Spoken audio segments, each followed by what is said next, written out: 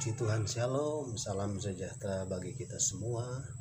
Selamat menikmati berkat Tuhan melalui kebenaran firman Tuhan pada saat ini. Saat ini saya akan menyampaikan firman Tuhan mengenai alam, akal manusia atau akal budi dan iman. Nah, konteksnya di dalam Kejadian pasal 1 ayat 1 dan ayat 2. Pada mulanya Allah menciptakan langit dan bumi. Bumi belum berbentuk dan kosong. Gelap gulita menutupi samudra raya, dan roh Allah menutupi samudra raya, dan roh Allah melayang-layang di atas permukaan air. Nah, pada episode yang lalu kita sudah lihat mengenai bagaimana Allah menyatakan dirinya sebagai pribadi kepada manusia. Nah, Allah menyatakan dirinya kepada manusia melalui Allah menciptakan langit dan bumi. Terlihat pada saat pada mulanya Allah menciptakan langit dan bumi dan seterusnya. Nah, pada kali ini kita akan bahas mengenai Kejadian pasal 1 ayat 2, mengenai akal, mengenai alam, dan mengenai iman. Saya ulangi bacaan Alkitab. Bumi belum berbentuk dan kosong. Bumi belum berbentuk dan kosong. Gelap gulita menutupi samudra raya, dan roh Allah melayang-layang di atas permukaan air. Saudara, ketika Allah menciptakan langit dan bumi, sebelumnya Allah melihat bahwa bumi itu belum berbentuk, gelap gulita dan kosong. Dalam keadaan yang demikian, kita melihat bahwa Allah menciptakan langit dan bumi. Nah, tentunya kita akan berpikir mengenai langit dan bumi melalui alam, akal berpikir kita, dan iman. Jadi kita mau melihat langit itu dengan akal dan dengan iman tentunya. Nah, kita mau lihat bumi, bumi secara umum mengenai alam yang ada. Nah, ketika Allah sang pengada, ketika Allah sang pengada, Allah yang mengadakan, Allah yang menciptakan, maka Allah terlebih dahulu menciptakan infrastruktur.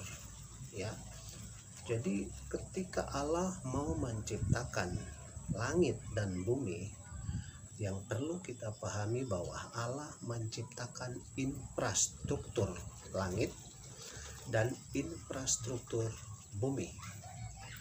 Nah, bumi pada umumnya, bumi sebelumnya dikatakan gelap gulita, kosong, belum berbentuk.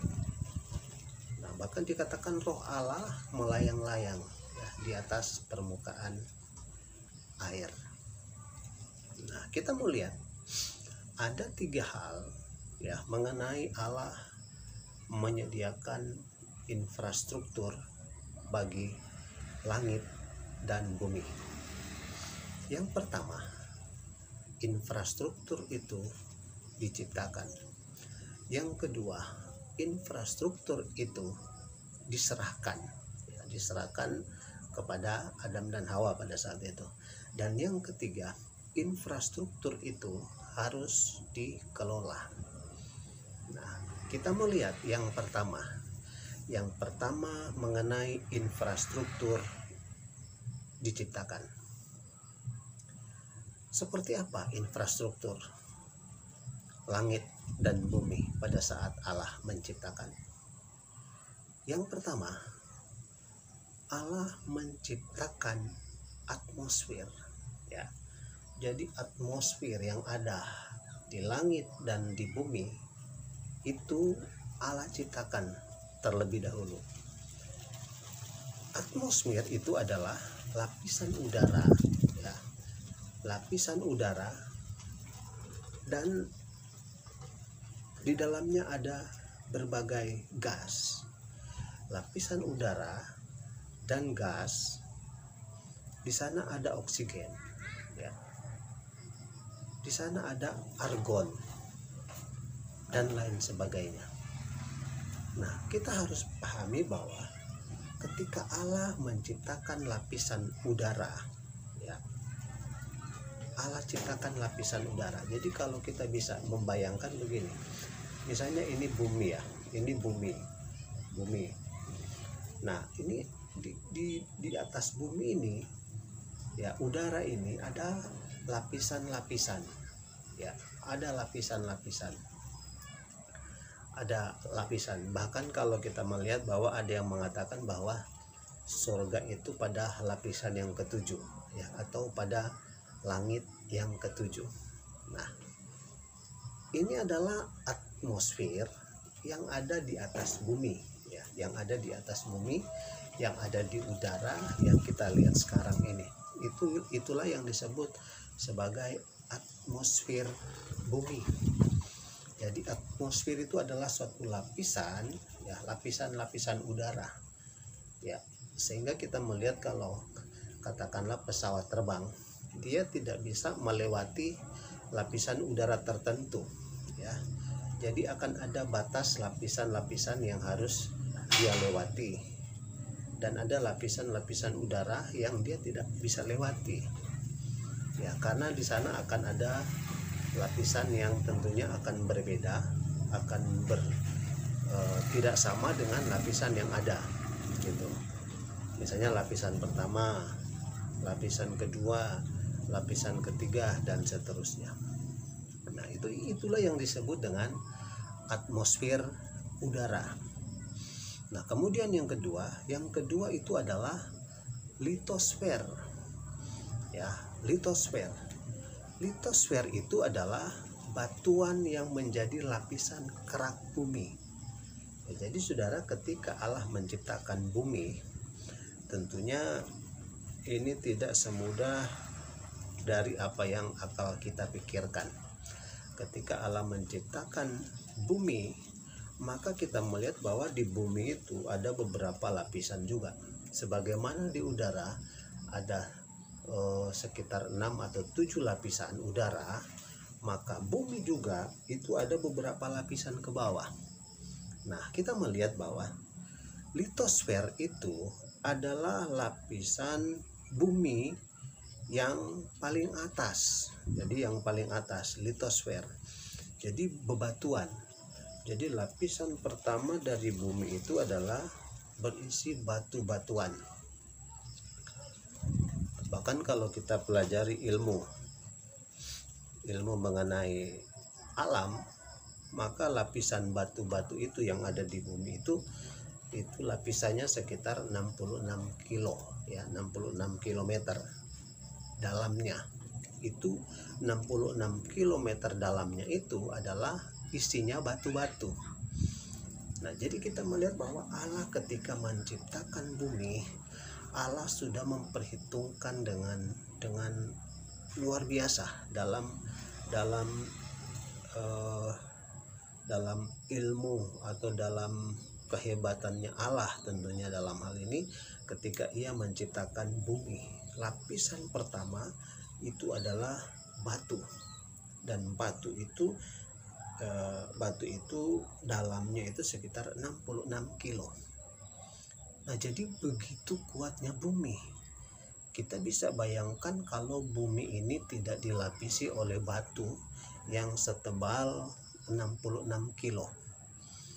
Kita bisa bayangkan kalau bumi ini hanya dilapisi oleh pasir, hanya dilapisi oleh air, ya, maka saya yakin bumi ini akan amblas, gitu. Nah, tetapi karena bumi ini dilapisi oleh batu, ya batu-batu sedalam 66 km, maka bumi itu sangat kuat, ya sangat kuat. Nah, itulah sebabnya kalau kita melihat bahwa ketika ada goncangan terhadap bumi, ya katakanlah seperti gempa bumi, itu, maka kerat-kerat bumi itu pasti, yang disebut dengan lempengan-lempengan bumi itu pasti bergerak, ya bergerak karena batu, ya. Jadi akan ada gesekan-gesekan, ya antara batu dan batu. Nah, itu yang disebut dengan litosfer. Jadi kalau di atas bumi itu adalah atmosfer, maka yang di bawah bumi itu disebut litosfer. Atas bumi atmosfer, udara, ya ada oksigen, ada gas, nitrogen dan sebagainya. Maka di bawah bumi itu ada lapisan-lapisan.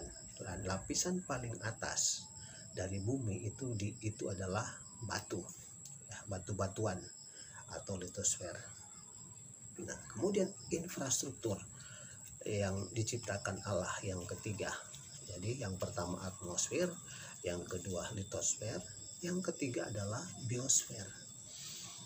Nah, kita melihat biosfer itu adalah segala sesuatu yang berhubungan dengan makhluk hidup. Nah, makhluk hidup yang ada di muka bumi ini tentunya ada yang hidup di udara, ya, ada yang hidup di darat, ada yang hidup di air. Nah, masing-masing makhluk hidup ini memiliki keunikan masing-masing, ya, memiliki keunikan sendiri-sendiri. Kalau ikan dia hidup di air, tentunya manusia tidak mungkin bisa hidup di air, gitu. Yang hidup di air Tuhan Allah sudah tentukan makhluk apa, ikan, ya dan seterusnya, binatang-binatang yang ada di dalam laut, makhluk-makhluk yang ada di dalam laut selain ikan juga ada banyak. Nah, itu disebut biosfer. Nah, jadi segala jenis makhluk yang hidup di atas permukaan bumi ini, di udara, di atmosfer, ya di litosfer maupun di biosfer ini, ya seluruh alam, ya alam muka bumi ini, baik itu di udara ada pohon-pohon, gitu ya. Di udara itu banyak binatang-binatang yang hidup, baik itu binatang peliharaan maupun binatang-binatang buas yang ada di hutan. Nah, ini disebut sebagai biosfer. Jadi segala sesuatu yang berhubungan dengan kehidupan itu ada di biosfer, ya, atau yang kita kenal dengan lingkungan hidup, ya, lingkungan kehidupan segala makhluk. Nah, kita perhatikan ketika Allah menciptakan atmosfer, litosfer, bahkan biosfer, maka Alkitab mencatat bahwa apa yang diciptakan oleh Allah itu adalah baik adanya, sangat baik, ya, sangat baik, karena itu adalah hal-hal yang diperlukan, hal-hal yang dibutuhkan oleh kelangsungan hidup, baik itu manusia maupun makhluk-makhluk yang ada di muka bumi ini. Nah, kemudian yang kedua, jadi yang pertama adalah infrastruktur itu diciptakan. Tuhan sudah ciptakan infrastruktur, ya, baik atmosfer, litosfer maupun biosfer. Nah, yang kedua, infrastruktur itu diserahkan, ya, ketika Allah sudah menciptakan langit dan bumi, dan Allah ciptakan selanjutnya terang dan seterusnya, sampai pada hari yang ke-6 Allah ciptakan manusia, ya, maka Alkitab mengatakan bahwa setelah Allah menciptakan semuanya itu, dan Allah sudah ciptakan semuanya itu sungguh amat baik, dalam Kejadian pasal 1 ayat 31, semuanya adalah sangat baik diciptakan oleh Allah. Maka yang kedua, Yang kedua adalah Allah menyerahkan kepada manusia, kepada Adam dan Hawa, segala yang sudah diciptakan oleh Allah, semua diserahkan kepada Adam dan Hawa. Ya. Semua infrastruktur Allah katakan, silakan Adam dan Hawa, jaga, lindungi alam, lindungi ciptaanku, lindungi semua pohon-pohonan, lindungi semua yang sudah kuciptakan, baik itu binatang-binatang melata yang ada di darat maupun binatang-binatang yang hidup di udara, semuanya sudah diciptakan Allah dan itu diserahkan kepada Adam dan Hawa. Nah, manusia yang diciptakan Allah sesudah infrastruktur alam semesta diciptakan itu menerima mandat, ya, menerima mandat. Aku serahkan, ya. Tuhan Allah menyerahkan semua ciptaannya ke tangan manusia. Nah, yang kedua, manusia sebagai puncak penciptaan. Allah menciptakan semua, baru yang kedua Allah ciptakan manusia. Ya, hari pertama sampai hari ke-6 ada sebagian dari yang Allah ciptakan makhluk hidup, tapi yang paling terakhir Allah ciptakan manusia, puncak dari penciptaan Allah. Nah, puncak penciptaan Allah inilah karena Allah melihat bahwa dari sekian yang diciptakan oleh Allah itu hanyalah manusia yang masuk dalam satu kriteria yang mampu menjaga alam semesta, maka Allah serahkan itu kepada Adam dan Hawa. Nah, kemudian yang ketiga, pertama infrastruktur diciptakan, yang kedua infrastruktur diserahkan kepada Adam dan Hawa, kemudian yang ketiga adalah infrastruktur itu dikelola oleh Adam dan Hawa. Jadi dalam hal ini Adam dan Hawa bukan hanya sekedar menerima mandat Allah, tetapi mereka harus mengerjakannya. Sebab firman Allah berkata bahwa manusia itu diberi kekuasaan, ya, diberi kuasa untuk mengelola. Artinya apa? Mereka memakai kekuasaan itu, memelihara kekuasaan itu, melestarikan ekosistem, ya, ekosistem yang ada di bumi, ya, semua dijaga. Tetapi jangan heran, saudara, kita melihat di sana sini ekosistem yang ada di muka bumi ini makin lama makin rusak. Itulah sebabnya tidak heran kenapa banjir terjadi. Ya, hutan sudah ditumpas habis,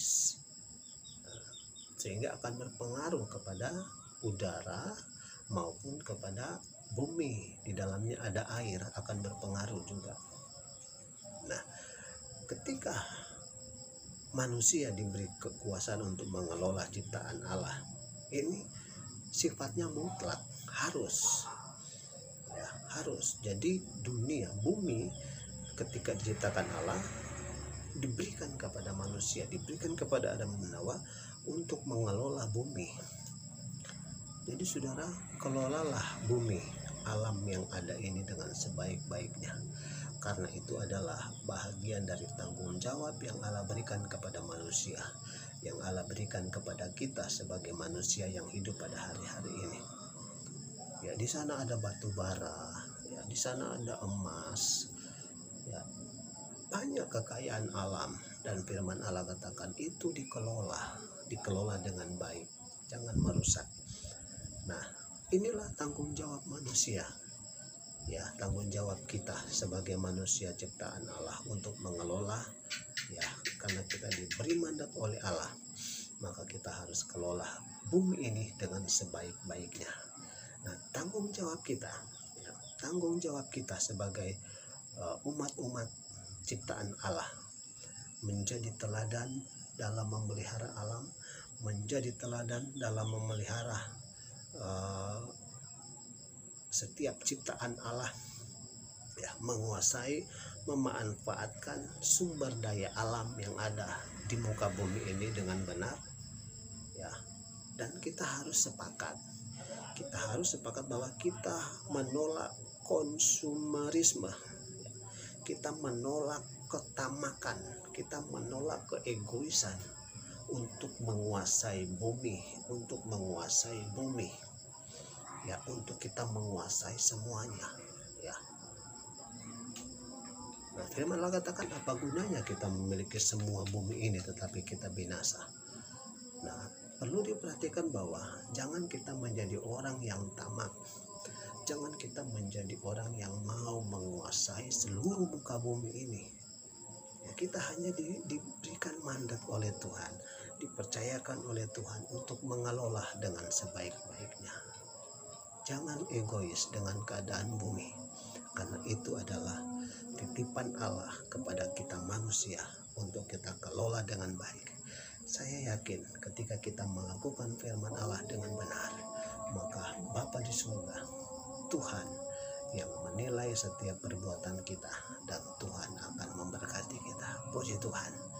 Kiranya renungan firman ini menjadi bahan pemikiran, pedoman buat kita untuk melihat alam, ya, dengan akal budi kita, bahkan dengan iman kita lalu lakukan firman Tuhan, maka firman Tuhan itu akan memberikan wawasan kepada kita untuk menjadi pribadi-pribadi yang bertanggung jawab terhadap alam semesta ini. Puji Tuhan, Tuhan Yesus memberkati kita semua. Shalom, salam damai untuk kita semua. Haleluya.